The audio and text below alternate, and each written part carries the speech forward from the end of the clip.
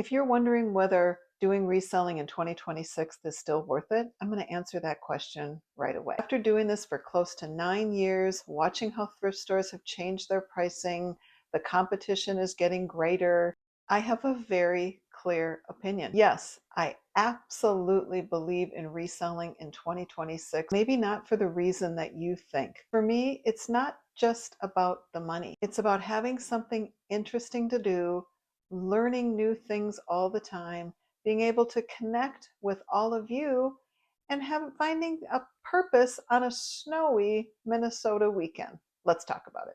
If you've watched me for any length of time, you know I have a real love-hate relationship with the Goodwill and thrifting in the stores. And what you're seeing when you watch these social media videos is the high points most often of reselling. You're finding a $2 item, you're flipping it for $200. The stores are jam packed, you're coming across lovely things. That's not the reality of reselling, especially in 2026. What really happens is all that goes on behind the scenes, and many of us are just showing you our highlight reels. But what happens behind the scenes looks more like this: finding items, sorting items, clean the item, photograph the item, list the item, store the item, ship the item, and deal with customer service on the item. So why in the world, and in the middle of all of this, you're finding that inventory can't be found? So why in the world would I still tell you that I think it's worth it? First, let's go back a little bit to when I started reselling was in 20 at the very end of 2017 rolling into 2018. And I was just getting my feet wet, and I was working at another place 32 hours a week. I would leave that job at 2 o'clock and I would head to the thrift store that was right nearby. The items were plentiful. I was mostly doing clothing. I turned to hard goods later on. It was fun. I would work my job until 2 o'clock, come home and work another job. And it was springtime, well into the evening hours with the daylight. I bought lights and I would photograph at night. And it was joyful. I would bring those packages to work every day, almost every day, something would sell. Bring those packages to work, got to know our postman at my office, and he would leave a basket for me in the lobby, and he would take my packages to the post office. Then we roll into 2020, and we all know what happened. We all needed to stay home. Perfect opportunity, the perfect storm. I was home. I had things I was clearing out of my home, was downsizing my mother's home. It was the heyday of reselling. Everyone was home. Everyone had money. We were being paid to stay home. Not some of us were. My husband was furloughed. So you needed to stay home. They were paying people to stay out of their places of employment, and people were home shopping. It was awesome. So now we're in 2026. Reselling requires a whole lot more strategy than it used to. And I think if you've watched any sort of reseller videos, you are finding that we're all saying the same things.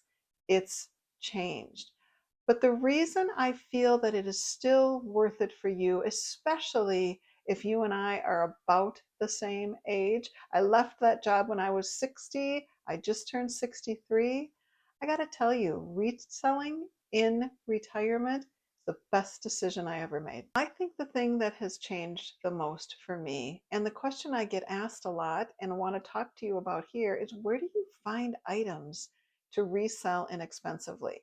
I know there's a lot of philosophies on reselling and inventory and purchasing and what to purchase and finding high quality items and knowing how to source and what to do. And you watch YouTubers going into the thrift store, and it seems like, well, every single time they go in there, there's that lovely piece that just flipped for an amazing amount of money. That's not the reality of it. For some, it is, but the amount of work that they put in, they're only showing you that 30-minute video or 40-minute video. They are spending hours at a thrift store, and we're showing you our highlight reels. But for me, it's not always a highlight reel. I don't want to spend $6, $7, $8 and have a basement, a storage room, a garage full of inventory. Even as fast as I can flip it, I just simply don't feel that it's fun to spend that much time and energy at a job at our age. So I have a whole different philosophy. Let's talk about that. My philosophy, it's going to sound silly when I say it, use buy low and sell high. Of course, we all want to buy low and sell high, but how are we supposed to do that in this economy when your local thrift stores are literally worse than the last one I showed you? I showed you what my local Goodwill looks like, and several of you told me, boy, I wish mine looked that good, which is really sad. So, what are we going to do about that? When you don't have any inventory at our age, how are we going to find it? Got some ideas for you. Number one, are you on Facebook? And if you aren't, you need to get on Facebook truly just for the groups that you can join. You can join groups locally that will help you with this information. Where are the good rummage sales, the church rummage sales you've heard me talk about, the estate sales, the yard sales? There are groups that are just specific about free. Literally, people want to give things away. By joining Facebook, if you're not already on, many of you are, search in your Facebook account for all of those options: neighborhood rummage sales, free sales. Sometimes people want to swap things. There are all sorts of groups out there. You want to get creative and look. The second thing is that I do is ChatGPT or Google AI. Go online and ask, what are current sales in my area? Start naming the towns around you. When is this sale going to come up? I was doing that this morning. I was doing my calendar. I had a list of sales from last year that I went to. I was asking for the dates for 2026. And then what these sites do, ChatGPT will always say, do you want to know more? I can give you some other ideas. Utilize AI and ChatGPT to think for you. Ask the question, where can I get inexpensive inventory? I am a reseller. You can train ChatGPT to help you think of different ways to source really good inventory. We have a group, the University of Minnesota has like what they do with all of their items after the fact. I'll put in a screenshot of what that's called. I'm going to go look at that this year. They have days where you can go in and get things that they have deeply discounted. So we need to think outside the box of the general thrift stores that are not serving us well anymore. We're going to think of other ways to get inventory. So we all know about the Goodwill bins and we pay by the pound. That is going up as everything else is. So it isn't as fun as it used to be to find low priced inventory, but it's still there. Scarves, belts, hats, books are per inch, um, lightweight clothing. If they have a bin, our bins, the shoes are getting a little expensive, the heavy overcoats, the quilts, that's all getting a little expensive now.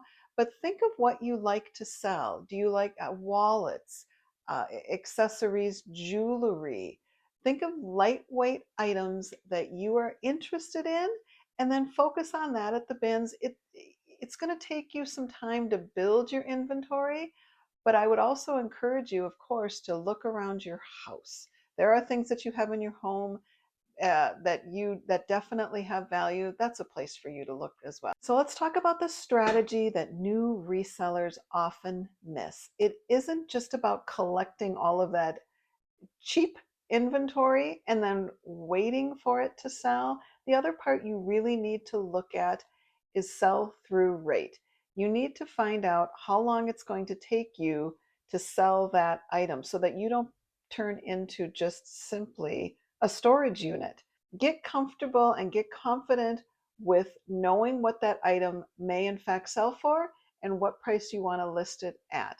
The best way that you can do that is go into eBay, into the sold, and see how many of those items that you have sold. That's a listing of the past 90 days. So if you have listed, if there are 1,000 of them listed and only 4 of them have sold, that's a really bad sell-through rate. But if you find the item you're looking to sell and there are 20 of them for sale, but 35 or 40 have sold within the last 90 days, that's a slam dunk. So if you're new at reselling and you're trying to make a profit and make good buying decisions, that's something that's really important for you to look at. Let's get into why I think for people our age that reselling is still a wonderful thing for you to consider in 2026. I just want to talk about the lifestyle benefits. I can work from home. It gives me a reason to get out of the house.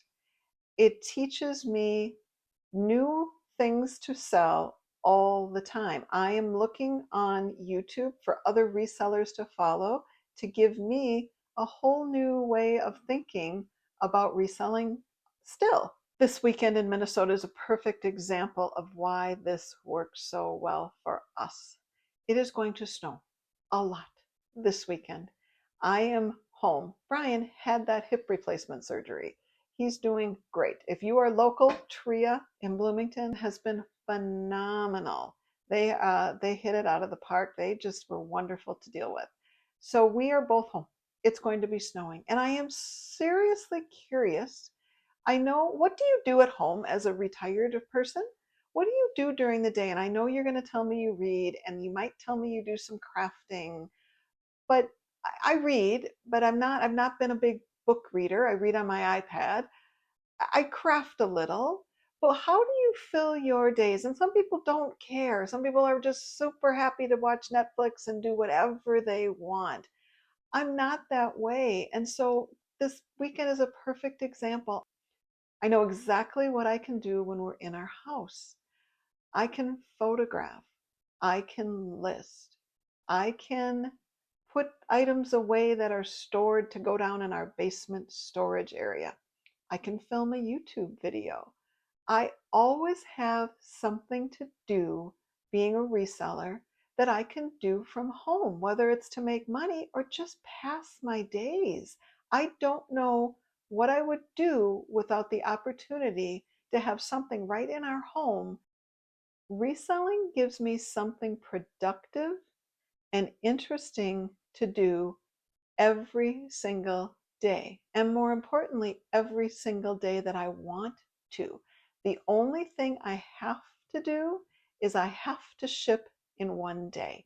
But how I get around that a little bit is last night I got an offer on an item, and I am waiting to accept that offer until this morning, because on Friday I then have to Monday to ship. I've done that before where I have not taken an offer or even sent an offer the night before because I'm not certain I want to go out the next day and do any shipping.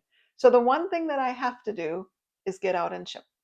But I don't think that's the worst thing, that you need somewhere to go in the day. I think, and I know this from my mom, she made a point to get out back in the day and buy her newspaper when she retired. It just gave her a place to go every single day and a reason to get up. So let's be clear. Is reselling worth it in 2026? If you can answer yes to these things, then I think for you, reselling is still very, very viable. Number one, do you enjoy treasure hunting? Number two, do you like learning about new things? And number three, do you want flexible extra income?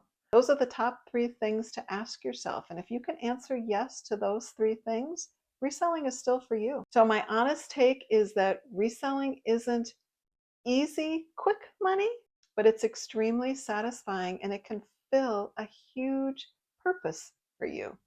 Tell me in the comments what you enjoy doing to fill your day. And if you're a reseller, tell me what your favorite thing about reselling is. For me, reselling has been the best way to stay curious, stay active, keep learning new things, and yes, still making money in retirement.